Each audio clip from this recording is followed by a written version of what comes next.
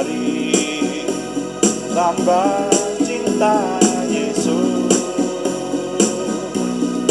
tambah hari tambah ku percaya,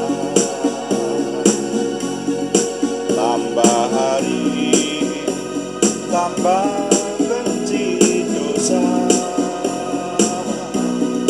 tambah hari tambah ku setia,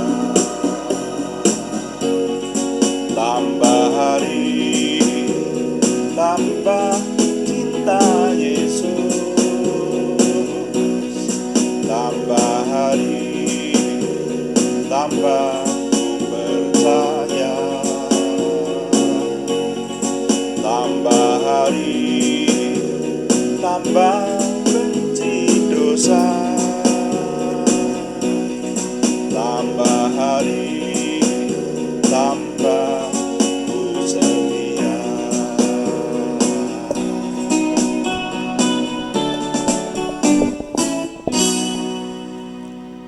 Bapa, kami mengucap syukur untuk doa malam hari ini. Kami mempersembahkan doa malam kami, dan kami persembahkan semuanya untuk kemuliaan nama Tuhan.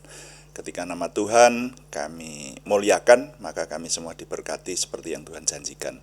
Dalam nama Tuhan Yesus Kristus kami berdoa. Amin. Selamat malam Bapak Ibu Saudara sekalian yang sudah bersama dengan kita di sini dalam doa malam hari ini.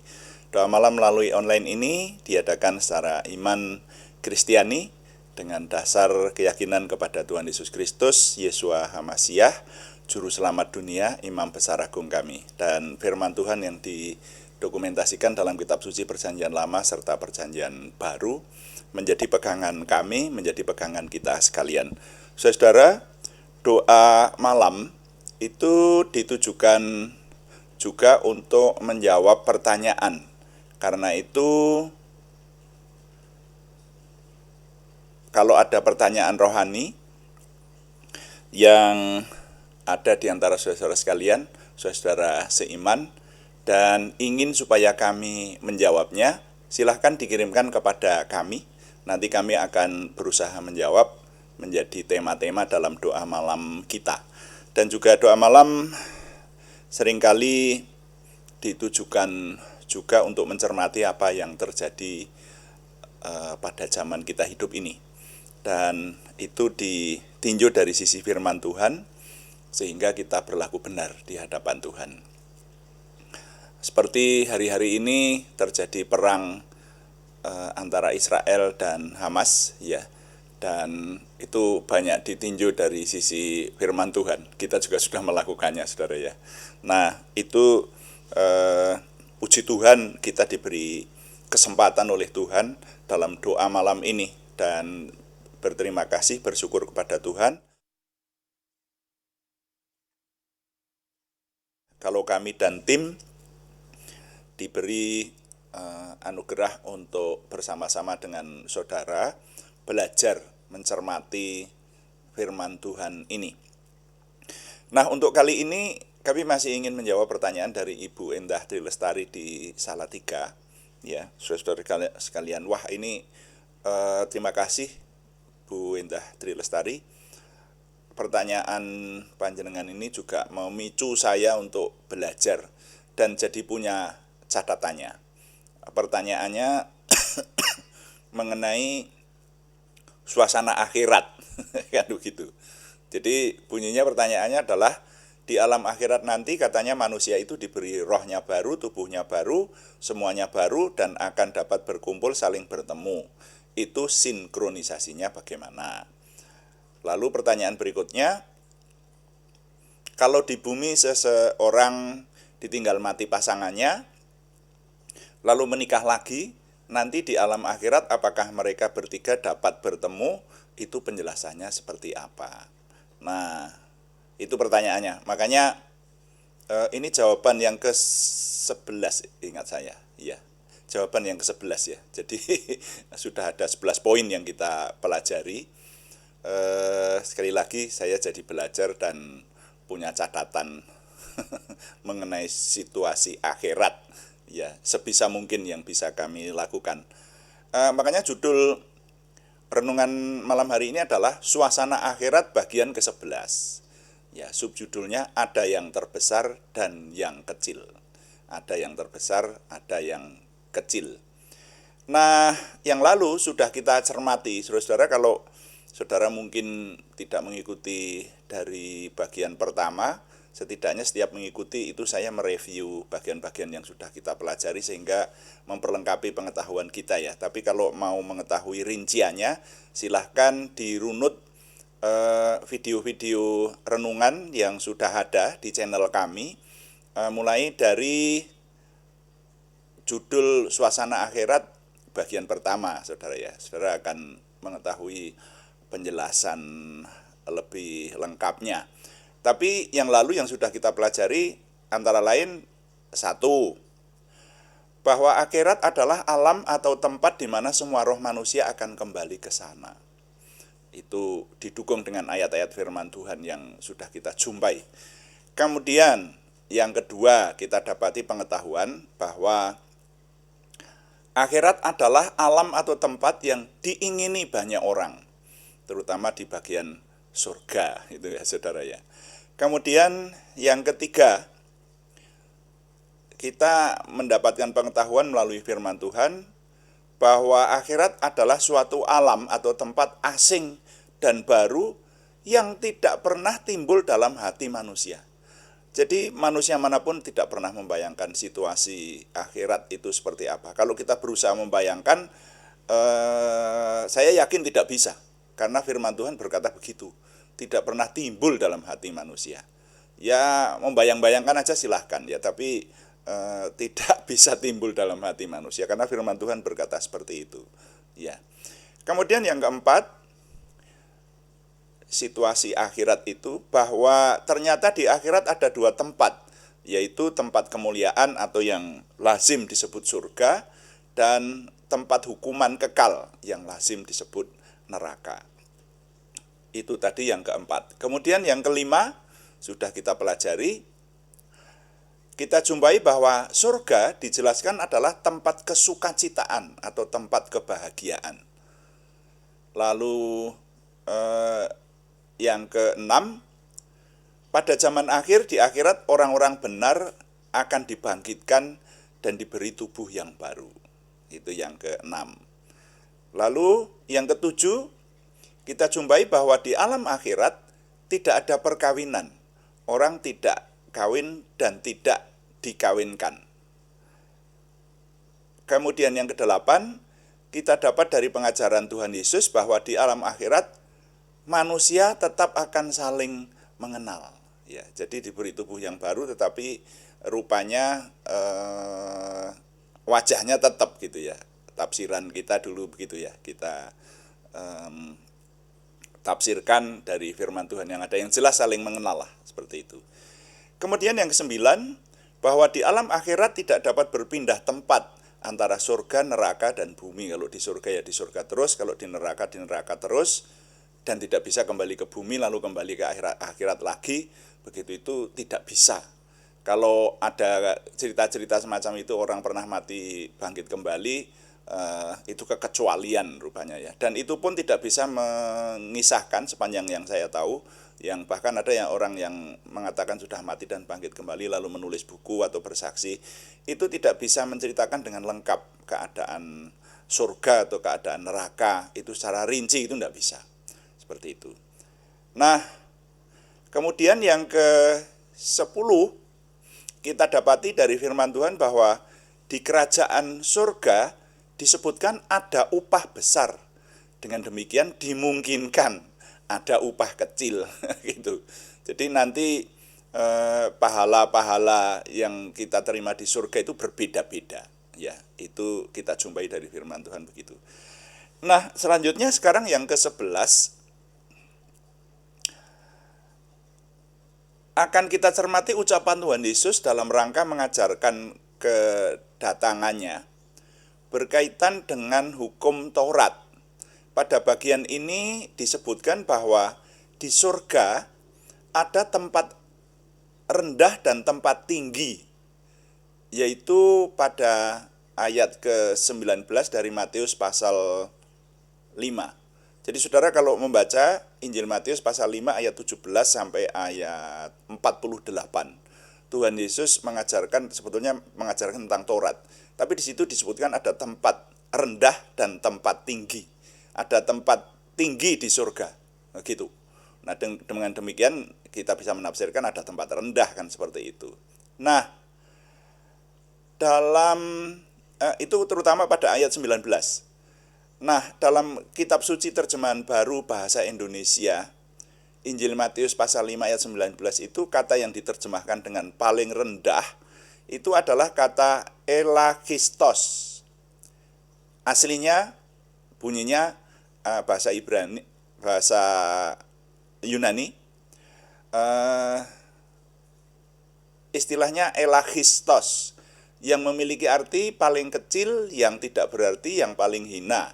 Sedangkan yang diterjemahkan kata tempat yang tinggi, ya, tempat yang tinggi, adalah kata megas, yang memiliki arti besar, agung, panjang, luas, lanjut, kaya, nyaring, terang, ganjil, penting, keras, sangat dahsyat, dan sombong.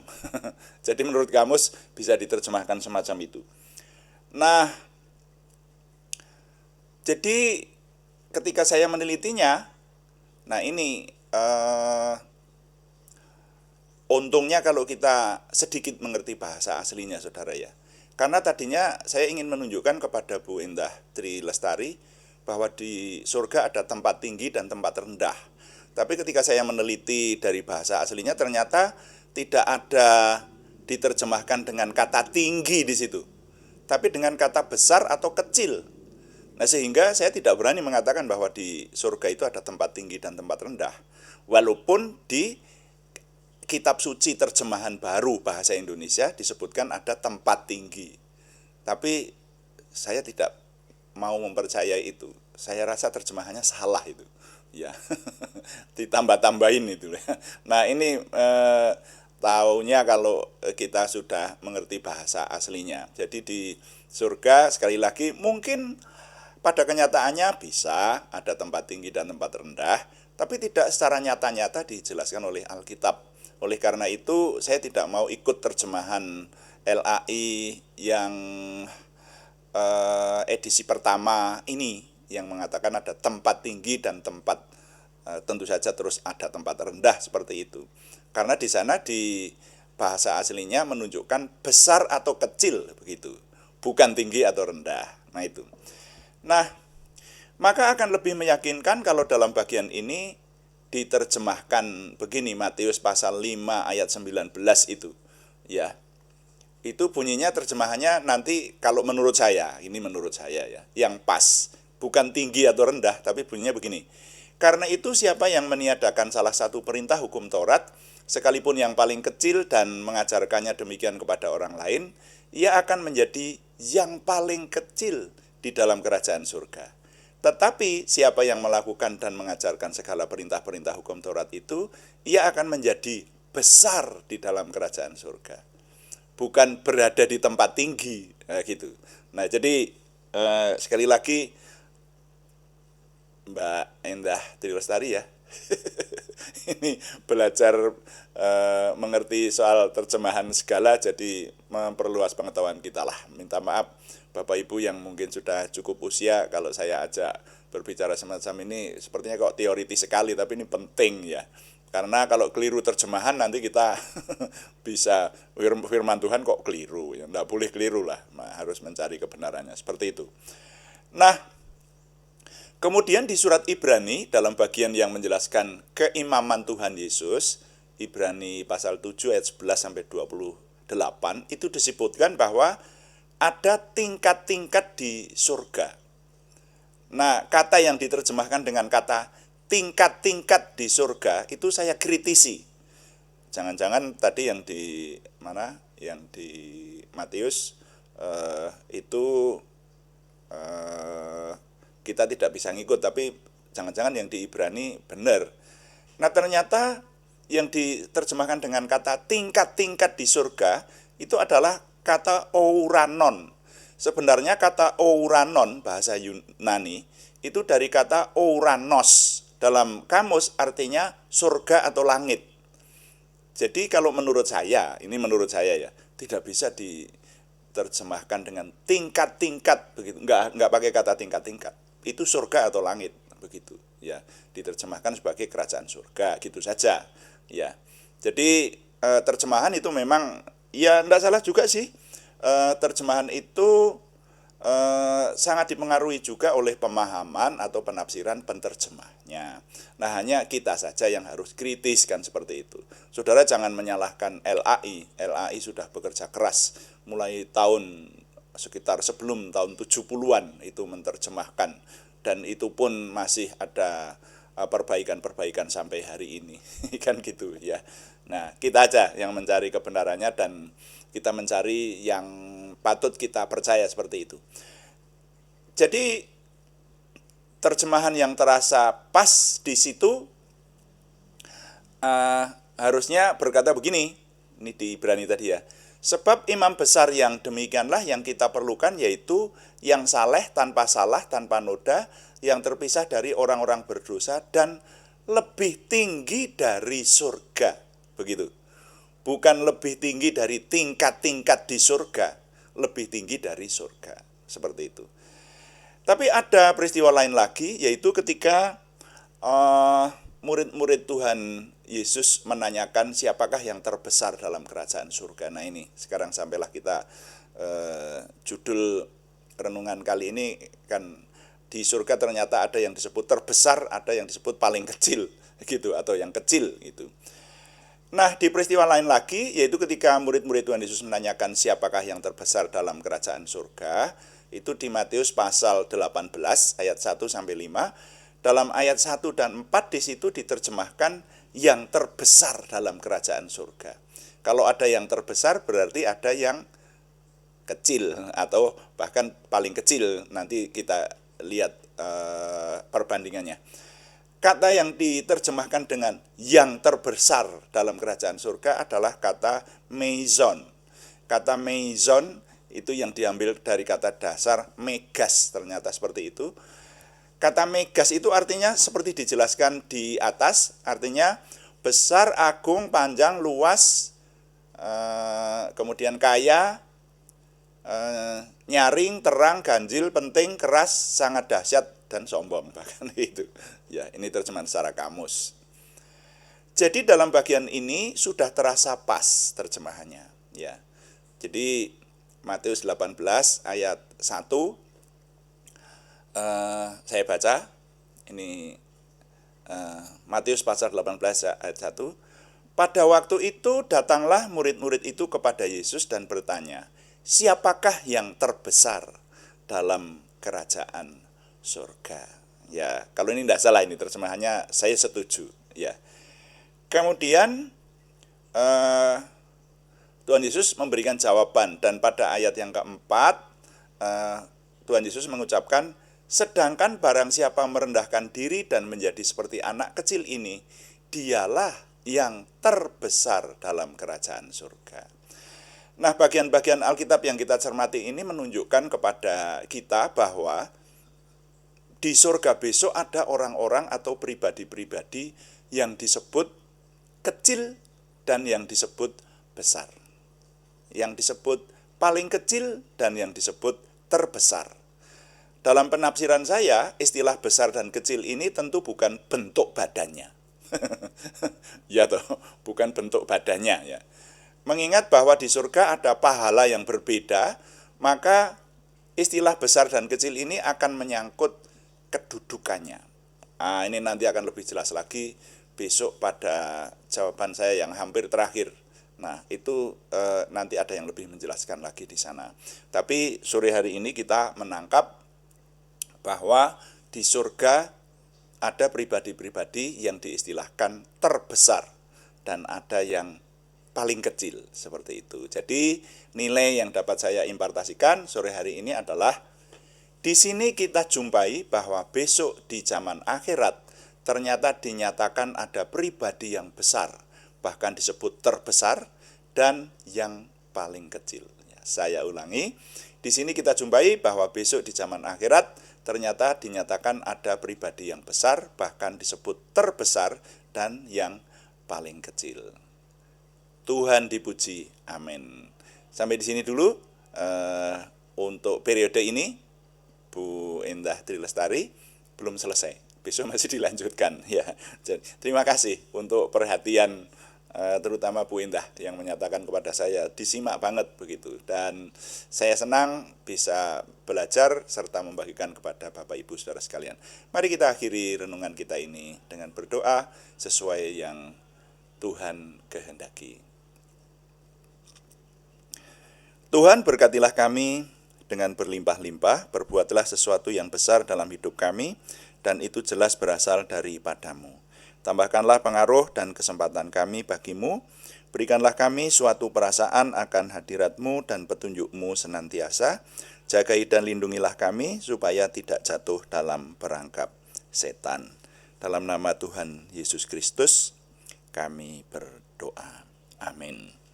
Demikian doa malam hari ini, dan tidak intinya kami memberitahukan bahwa doa malam dilaksanakan setiap hari Senin sampai Sabtu setiap jam 6 malam atau jam 18 waktu Indonesia Barat. Dan ada juga doa pagi yang dilaksanakan pada hari-hari yang sama setiap jam 5 pagi. Bapak Ibu yang setia mengikutinya, terima kasih. Dan juga terima kasih kepada semua yang sudah mendukung. Kami tetap mengharapkan dukungan Anda, setidaknya dukungan doa. Juga terima kasih yang belum berikan subscribe, berkenan berikan subscribe, like, komen, dan share. Bagikan pada teman-teman lain sehingga lebih banyak lagi yang diberkati bersama dengan kita. Selamat malam. Tuhan memberkati. Amin.